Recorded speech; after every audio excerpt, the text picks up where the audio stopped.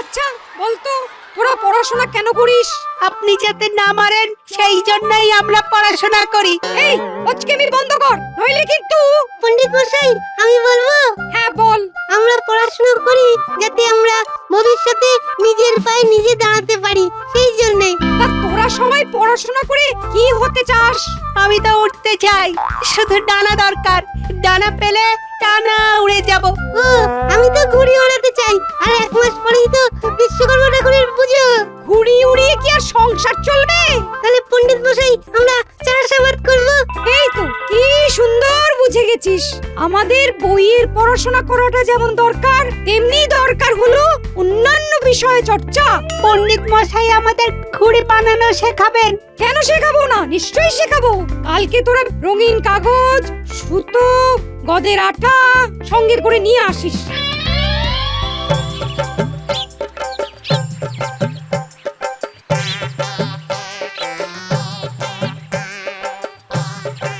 কিরে, তোদের পাঠশালায় আজকের মতন পড়াশোনা হয়ে গেল? হ্যাঁ দাদু, কালকে তো বিশাল মজা। কেন, কাল কি আছে? কার জন্মদিন নাকি? হ্যাঁ, না না দাদু, কালকে আমাদের পড়াশোনার পাশাপাশি পণ্ডিত মশাই ঘুড়ি বানানো শেখাবেন। হ্যাঁ, সেই জন্য আমাদের রঙিন কাগজ, সুতো, গদের আটা অনেক কিছু নিয়ে যেতে বলেছে। আর এইগুলো কিন্তু তোমাকেই কিনে দিতে হবে। বেশ বেশ, তা না হয় কিনে দেব। পণ্ডিত মশাই বলেছেন কর্মের মাধ্যমে যে শিক্ষা আমরা অর্জন করি সেটাই হলো কর্মশিক্ষা। কদিন পরে বিশ্বকর্মা পুজো, তাই আমরা এখন ঘুড়ি বানাবো। কদিন পরে চাঁদমালা বানাবো, মোমের পুতুল বানাবো। এটাই তো চাই। এই বয়স থেকে পুঁথিগত বিদ্যার পাশাপাশি এই সব বিষয় জ্ঞান অর্জন করতে হবে, বুঝলি? চলি রে।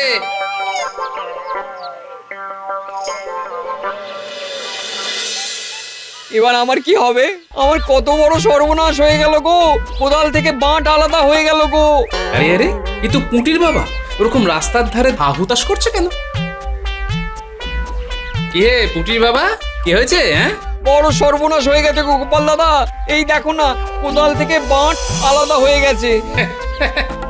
এ তো সামান্য ব্যাপার, এই জন্য তুমি কান্নাকাটি শুরু করেছো? এখন কি করব গোপাল দাদা? আবার আমাকে কামারশালা যেতে হবে, আবার খরচ। আরে ঠিক আছে, এখন রাজসভায় যাওয়ার তাড়া আছে, পরে কথা বলছি।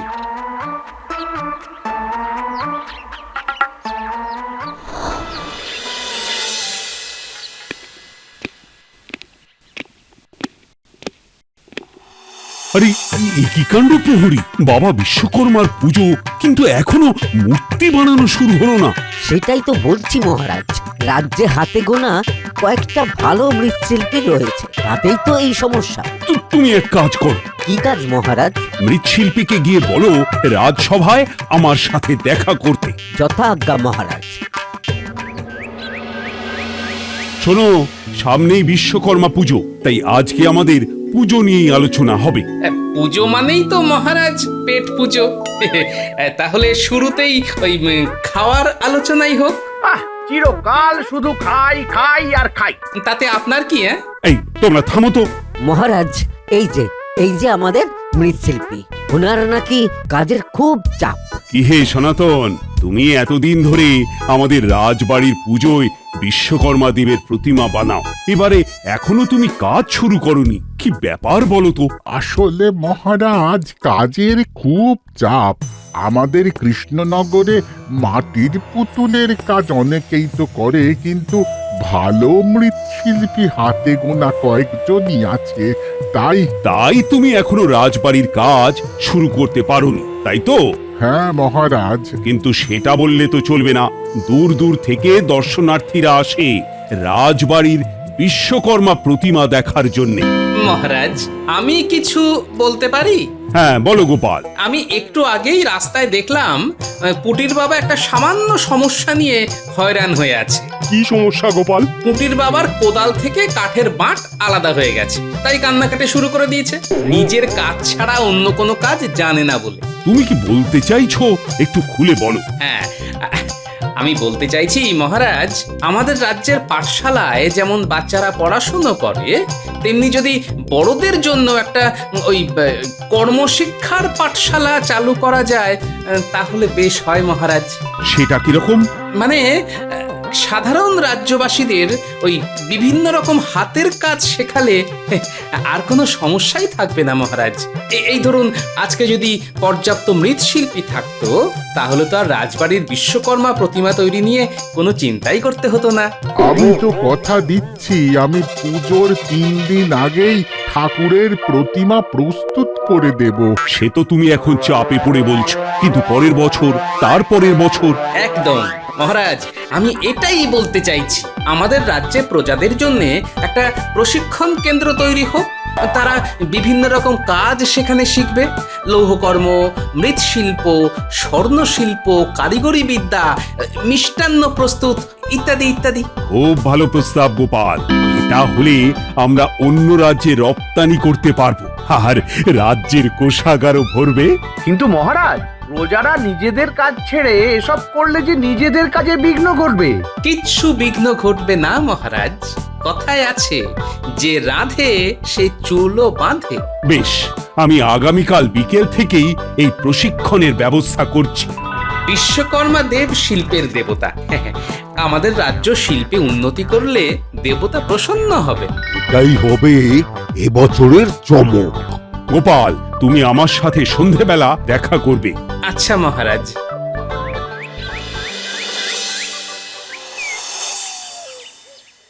কি বলছেন মন্ত্রী মশাই? এটা হলে তো আপনার সর্বনাশ। আরে গোপাল সব সময় ছুঁচ হয়ে ঢোকে আর ফাল হয়ে বেরিয়ে যায়। তাই তো দেখছি। আরে এতদিন আমাদের রাজ্যে যা আমদানি হতো সবকিছুতেই আমার একটা অংশ বরাত থাকে। এবার গোপালের বুদ্ধিতে কাজ শুরু হলে সেই বড়াতে আঘাত, আর আপনার রোজগার কম মানে আমাদের ভাগ্যেও লপটঙ্কা। সবাই যদি সব কাজ জেনে যায় তাহলে আমি কি বসে বসে আঙুল কামড়াবো? তাই তো, ছোটখাটো দরকারেই লোকজন দোকানে যায়, আর এখানে বেশিরভাগ দোকানের জিনিসপত্র বাইরে থেকে আমদানি করে। হ্যাঁ, তাই সবাই যদি সবকিছু নিজে নিজেই করে ফেলে তাহলে তো আমার আর প্রয়োজনই নেই। কত কায়দা করে আমদানির ব্যবসাটা ফেলেছি, সব ঘেটে যাবে। তাহলে এবার কি করবেন মন্ত্রী মশাই? বন্ধ করতে হবে। বন্ধ কি মন্ত্রী মশাই, আমরা লন্ড ভন্ড করে দেব। যারা শেখাতে আসবে তাদের প্রথমে ভয় দেখাবি, তাতে যদি কাজ হয় তো ভালো, নইলে জ্বালিয়ে দিবি। হ্যাঁ, একদম। আপনার ব্যবসা যদি না চলে তাহলে তো আমরা পথে বসে যাব। আপনাকে বাঁচিয়ে রাখলেই আমরা খেতে পাবো। যা, সবার আগে খোঁজ খবর নে কারা এই কর্মশিক্ষা প্রকল্পে সাহায্যের হাত বাড়িয়ে দিচ্ছে। আরে, ওই তো গোপাল এসেছে। হ্যাঁ মহারাজ, আর সাথে কাদের নিয়ে এসেছি দেখুন। একজন তো আমাদের মৃৎশিল্পী, আর বাকিরা কারা? একজন স্বর্ণশিল্পী। কি ভাইয়া, নিজের পরিচয় দাও। মহারাজ, আমার গয়নার দোকান আছে। আমি সোনা আর রূপোর গয়না নিজের হাতে বানাই। এই গোপাল দাদা বললেন কাদের যেন কাজ শেখাতে হবে। হ্যাঁ, হবে হবে। আগে মহারাজ, আমার নাম বিশু। আমি লোহা পেতলের কাজ করি। আমার একখানা কামারশালা আছে। মহারাজ, আমিও চলে এলাম, আমাকে তো চেনেন। আরে ভোলা ময়রা, বলো বলো।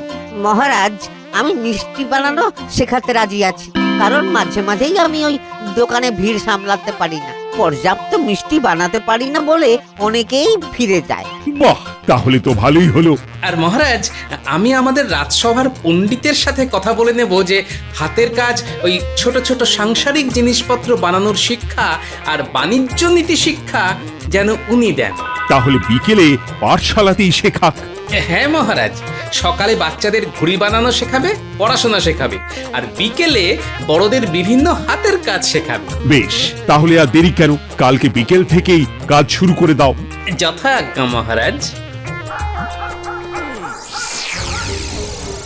মন্ত্রী মশাই, গ্রামের কয়েকজনের থেকে শুনলাম বেশ অনেকজনই শেখানোর দায়িত্ব নিয়েছে। একদম গোপন সূত্রের খবর বটে, তা কে কে আছে? বিশু বলে একজন, ভোলা ময়রা, রাজসভার পণ্ডিত, আর যে মৃৎশিল্পী রাজবাড়ির পুজোর প্রতিমা বানাচ্ছে তিনি। আচ্ছা, এই ব্যাপার। গোপালেদের সবাইকে কথা বলে রাজি করিয়েছে। আপনি বলেন তো গোপালকেও একটা হুমকি দিয়ে দি। না না, গোপাল বেটা বেপরোয়া, ওকে হুমকি দিলে বিড়াল থেকে বাঘ হয়ে যাবে। ওকে আমি পরে দেখে নেব। আচ্ছা মন্ত্রী মশাই, কালকে থেকে কাজ শুরু হবে। তাহলে আজকে রাতেই এদের ওপর হুমকি হুজ্জুতি শুরু করে দিচ্ছি।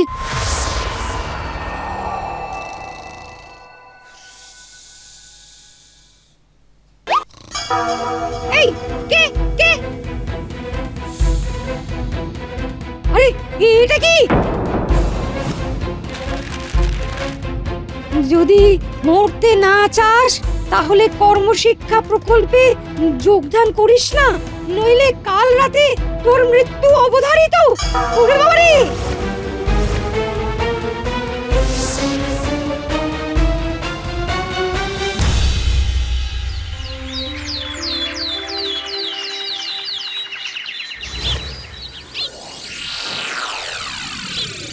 শোনো শোনো, এই সামান্য ব্যাপারে অত ভয় পাওয়ার কিছু নেই। ভয় পাবো না বলছো? হ্যাঁ, আজকে ওই পাথরের ঢেলা যদি খাটে না পড়ে মাথায় পড়তো তাহলে তো এতক্ষণে পরলোকে পারি। আহা, এত দুশ্চিন্তা করো না তো, তোমরা সবাই আমার ঘরে এসো।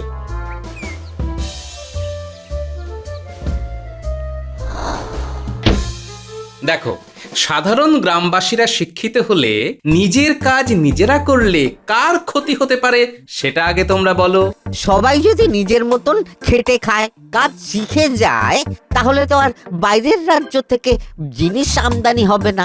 আমাদের রাজ্যে যে যে জিনিসের উৎপাদন কম সেই সব জিনিস বাইরে থেকে এনে স্থানীয় দোকানদাররা বিক্রি করে। তাহলে লাভ বাইরের রাজ্যের অথবা এই আমদানির সাথে প্রত্যক্ষ বা পরোক্ষভাবে যারা জড়িয়ে আছে তাদের। ঠিক বলেছ, হ্যাঁ ঠিক বলেছ।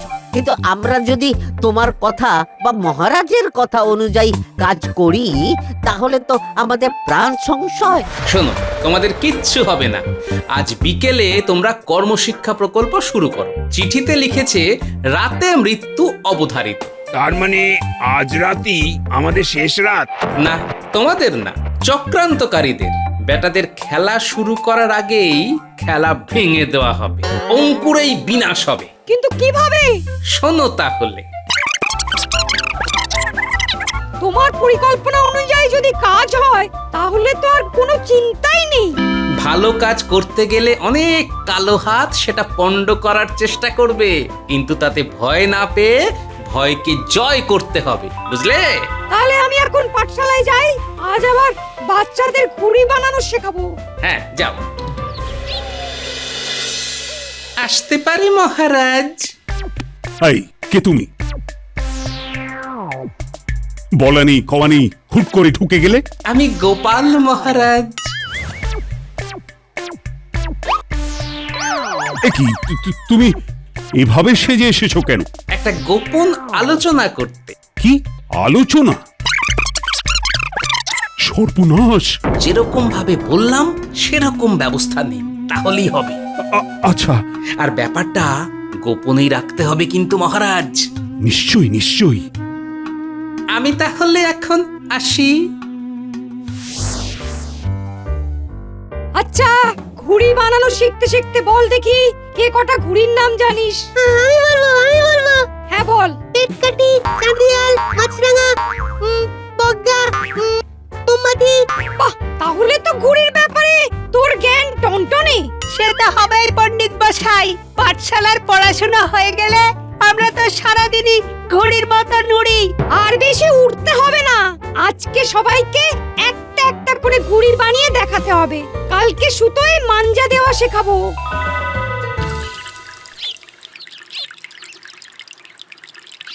আর তো বিশ্বকর্মা দেবের পুজোর বেশি দিন বাকি নেই। সবাই নিজের নিজের দায়িত্ব বুঝে নিয়েছো তো? হ্যাঁ মহারাজ। বুঝে গেছি সব কাজ, তাই প্রস্তুতি শুরু করে দেব আজ। কেন, তুমি কি করবে যে আজ প্রস্তুতি শুরু করবে? আমি তো আলপনা দেব, তাই আজ থেকে অনুশীলন করব। বেশ, আর আমাদের রাজ্যের কর্মশিক্ষা প্রকল্প আজকে বিকেল থেকে শুরু হচ্ছে। ঈশ্বর বিশ্বকর্মাদেব এতে বেশ খুশি হবেন। এবারে আমরা একটু অন্যভাবেই আরাধনা করছি। ঠিক বলেছ। ধর্মশিক্ষার পাশাপাশি কর্মশিক্ষাও সমান গতিতে এগিয়ে চলবে। একদিন আমাদের রাজ্য দেশের সেরা রাজ্য হবে। সেটাই একমাত্র লক্ষ্য হওয়া উচিত। আজকেই শুরু, আজকেই শেষ।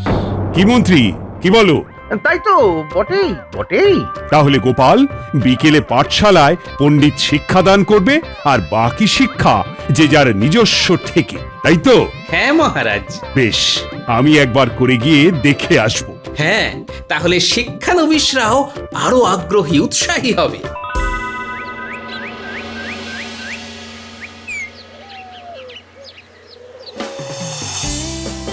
শোনো, আজকে আমরা ব্যবসার হিসেব শিখব। কোন দ্রব্যের ক্রয় মূল্য যদি 150 মোহর হয় আর দোকানদার যদি 20% লাভ করতে যায়, তাহলে দোকানদারকে কত টাকায় সেটা বিক্রয় করতে হবে? এটা কিভাবে হিসেব করব? দেখো, শতাংশ মানে 100 ভাগের 1 ভাগ, 20% মানে 100 ভাগের 20 ভাগ। তাহলে 100 মোহরে কেনা জিনিস যদি 120 মোহরে বিক্রি করি, তাহলে 20% লাভ। তাহলে 50 মোহরে কেনা জিনিস যদি 60 মোহরে বিক্রি করি, তাহলে 20% লাভ, তাই তো? তাহলে 120 যোগ 60 মোট হলে গিয়ে 180। তার মানে 150 মোহরে কেনা জিনিস 180 মোহরে বেচে, তাহলে 20% লাভ। এই তো, কি সুন্দর শিখে গেছো। বাহ পণ্ডিত, বাহ! আমার আর চিন্তা নেই, চালিয়ে যাও। দেখো, কাঠামোতে সবার আগে খড় লাগাতে হয়, এরপরে এর ওপরে মাটি লেপতে হবে। কি মাটি ব্যবহার করতে হবে? এঁটেল মাটি আর বেলে মাটির মিশ্রণ। শুধু এঁটেল মাটিতে হবে না, শুনেছি এঁটেল মাটি খুব শক্ত হয়। শুধু এঁটেল মাটি হলে মূর্তিতে ফাটল ধরতে পারে, তাই মিশ্রণ হলে এই ভয়টা থাকে না। ব্যাস, তাহলে তো আর কোনো চিন্তাই নেই। এই রকম প্রশিক্ষণ চললে তো আমাদের রাজ্যের অর্থনীতিটাই বদলে যাবে। বাহ! হ্যাঁ রানী, গোপালের বুদ্ধি আছে বটে।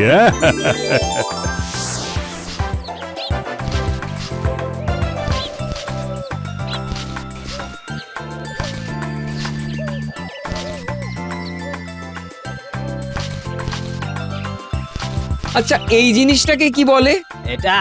এটাকে হাঁপড় বলে। হাঁপড় দিয়ে এই যে হাওয়া করছি, এতে আঁচের উত্তাপ বাড়ছে আর কঠিন লোহা নরম হচ্ছে। এরপর এই নরম লোহাকে এই নিজের মতন আকার আকৃতি দেওয়া যাবে? একদম তাই। মন্ত্রীমশাই, হুমকিতে কোনো কাজই হয়নি। সবাই জোর কদমে কাজ শুরু করে দিয়েছে। কথায় হয়নি, এবার কাজে দেখাবি। আজ রাতে যাবি, দরজা ভাঙবি আর সব বেটাদের তুলে নিয়ে আসবি। আচ্ছা মন্ত্রীমশাই।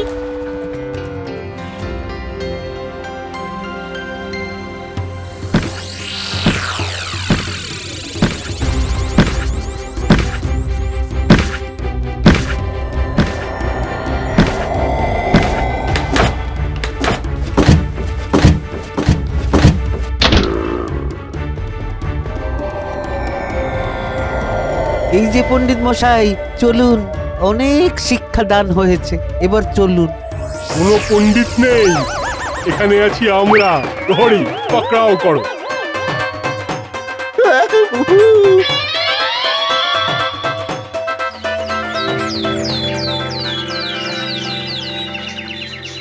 ছি ছি বটা ঘটা, শেষে তোরা! বিশ্বাস করুন হুজুর, আমরা সব মন্ত্রীমশাইয়ের কথাই করেছি। কর্মশিক্ষা চললে ওনার অসুবিধা হতো, আমদানির ব্যবসা খারাপ হতো। এক্ষুনি মন্ত্রীকে ধরে আনো আর কারাগারে নিয়ে গিয়ে আচ্ছা সে ধুলাই দাও। যথাজ্ঞা মহারাজ। ভুল হয়ে গেছে, আর হবে না এরকম। মহারাজ, আমি বলি কি, আপনি কেন ছুঁচো মেরে হাত গন্ধ করবেন? বরং বলুন ওদের 3 জনকে মারপিট করতে। যে জিতবে তাকে ছুটি দেওয়া হবে। হ্যাঁ, শুরু করো। তুই এত বড় সাহস যে তুই আমাকে বেশ করেছি আপনার কথা শুনে আজ কারাগারে মার ঘটা মন্ত্রীকে মার মরে গেলাম তোরা এখানেই মারপিট করুক, আমরা যাই, চলুন। হ্যাঁ, আর কদিন পরই পুজো, সেদিন সবাই থাকবে, শুধু এরা থাকবে না।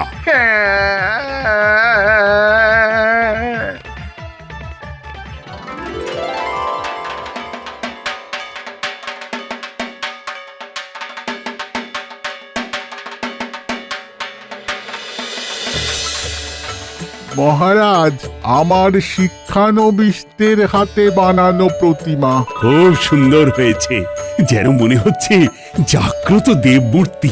এবার পুষ্পাঞ্জলি হবে। জয় বাবা বিশ্বকর্মার জয়।